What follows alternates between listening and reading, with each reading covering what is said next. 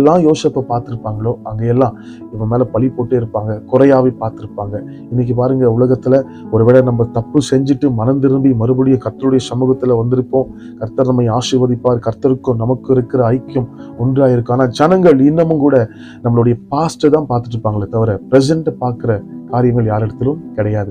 ஆனா கர்த்தர் உன்னுடைய பாஸ்டை பார்க்கிறவர் அல்ல, நீ தற்போதைய நிலைமையை பார்த்து உன்னை ஆசீர்வதிக்கிறவர். தெய்வச்சனம், இன்னைக்கு நீங்க வெறுப்புல இருக்கலாம், அநேகர் உங்களை வெறுத்திருக்கலாம், அநேகர் உங்களை பகைச்சிருக்கலாம், அநேகர் உங்களை குழியில போட்டிருக்கலாம், பழி போட்டிருக்கலாம், வீண் பழியை சுமந்துட்டு நீங்க உங்க ஆசீர்வாதங்களை இழந்திருக்கலாம். மனுஷன் பேசுகிற புகழ்ச்சியான வார்த்தைகள் நமக்கு ஒன்றுமே தராது.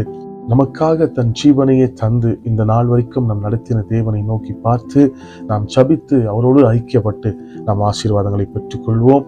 இந்த நாளிலே வெறுக்கப்பட்ட உங்களை தான் கர்த்தர் நேசிக்கிறார். தள்ளப்பட்ட உங்களை தான் கர்த்தர் நேசிக்கிறார். வீண்பழி சுமக்கப்பட்ட உங்களை தான் கர்த்தர் நேசிக்கிறார். ஒருவேளை நம்ம பாவம் செஞ்சிருக்கலாங்க. பாவம் செஞ்சு மனம் திரும்பி நீங்க கர்த்தருக்கு உண்மையா நிற்பீங்கன்னா கர்த்தர் நிச்சயமாய் உங்களை ஆசீர்வதிப்பார்.